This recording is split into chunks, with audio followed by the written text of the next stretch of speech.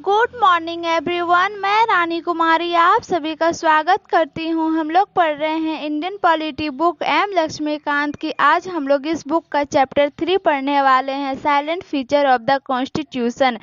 चलिए हम लोग स्टार्ट करते हैं। यहाँ पे जो आप देख पा रहे हैं यूपीएससी एग्जाम क्रैक, ये टेलीग्राम ग्रुप है। आप लोग इस टेलीग्राम ग्रुप में ज्वाइन हो जाइए। चलिए हम लोग स्टार्ट करते हैं। The Indian constitution is unique in its contents and spirits, through borrowed from almost every constitution of the world. The Constitution of India has several silent features that distinguish it from the constitution of the other countries. हमारे भारत का जो संविधान है बहुत सारी चीज़ों में unique है। लोग कहते हैं संविधान को अलग अलग संविधान से बोरोड कर रखा है। हमारे भारतीय संविधान में भारत की economic condition, social condition, political condition को देखते हुए जो भी प्रोविज़न दूसरे कॉन्स्टिट्यूशन से उठाए गए हैं उनको इंडिया की कंडीशन के हिसाब से ढाल दिया गया है।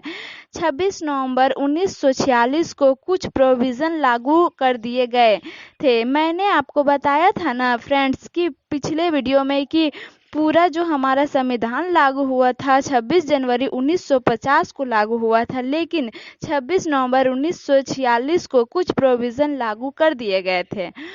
जब हमारा संविधान लागू हुआ तब से बहुत सारे इम्पोर्टेंट अमेंडमेंट्स संविधान में हो चुके थे, जैसे 7th अमेंडमेंट्स हो चुका है, 42nd amendment, 44 amendment, 73 amendment, 74, 97, 101, 42nd amendments को मिनी कॉन्स्टिट्यूशन भी कहते हैं। इसके थ्रू 42nd अमेंडमेंट्स के थ्रू बहुत सारे चेंजेस हुए, बहुत सारे चेंजेस इंट्रोड्यूस किए गए हमारे कॉन्स्टिट्यूशन में। फिर 1973 में केशवानंद भारती केस आया। इस केस में सुप्रीम कोर्ट बोलेगा कि हमारे संविधान को अमेंड करने की ताकत जो हमारे कॉन्स्टिट्यूशन ने पार्लियामेंट को दे रखी है आर्टिकल 368 के अंदर, उस ताकत का यूज करके पार्लियामेंट हमारे संविधान को अमेंड तो कर सकती है, लेकिन हमारे संविधान के बेसिक स्ट्रक्चर को अमेंड नहीं कर सकती है। चलिए अब हम लोग इसका देखते हैं। Lengthiest written constitution. Constitution are classified into written like the American constitution और unwritten like the British constitution. यहाँ पे है क्या कि अमेरिका का जो संविधान है ना फ्रेंड्स, वो रिटेन है, मतलब अपने संविधान जो है वो लिखा गया है। अमेरिका का संविधान रिटेन है, वो लिखा गया है। और ब्रिटिश कॉन्स्टिट्यूशन जो है ना फ्रेंड्स, वो अनरिटेन है, मतलब वो लिखा हुआ संविधान नहीं है। इंडिया का जो संविधान है ना वो बहुत ही लेंथिएस्ट और रिटेन कॉन्स्टिट्यूशन है। याद रखिएगा फ्रेंड्स, इंडिया का संविधान जो है वो बहुत ही लेंथिएस्ट और रिटेन कॉन्स्टिट्यूशन है, बहुत ही बड़ा और लिखा हुआ संविधान है। चलिए अब हम लोग इसका फिर देख लेते हैं। Originally 1949 the constitution contained A preamble 395 articles divided into 22 parts and 8 schedules. यहाँ पे है क्या कि हमारे देश का संविधान जब ओरिजिनली इनेक्ट हुआ था तो 395 आर्टिकल्स थे, divided into 22 parts and 8 schedules थे। 2019 तक आते आते 470 आर्टिकल हो गए, डिवाइडेड इनटू 25 पार्ट्स हो गए, 12 शेड्यूल हो गए। बहुत सारे अमेंडमेंट्स हो चुके थे। अमेंडमेंट्स के वजह से बहुत सारे आर्टिकल्स हटा दिए गए और बहुत सारे आर्टिकल्स जोड़ दिए गए। हमारा कॉन्स्टिट्यूशन बहुत ही लेंथिएस्ट है।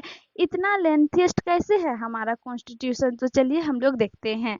जो इसका इंडिया का जो जोग्राफिकल फैक्टर जो है ना फ्रेंड्स, वो बहुत ही बड़ा है, क्योंकि हमारा देश बड़ा है, वास्टनेस ज़्यादा है, डाइवर्सिटी ज़्यादा है।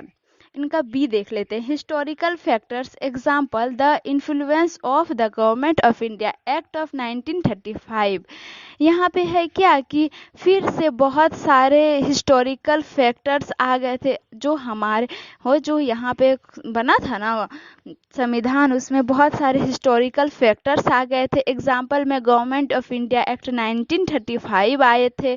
अपने आप में यह एक्ट बहुत बड़ा था। और गवर्नमेंट ऑफ इंडिया एक्ट 1935 1935 में बहुत सारे प्रोविज़न को इंक्लूड किया गया था हमारे संविधान में। लगभग 250 गवर्नमेंट ऑफ इंडिया एक्ट के सीधे सीधे इंट्रोड्यूस किए गए थे हमारे संविधान में। इनका सी देख लेते हैं।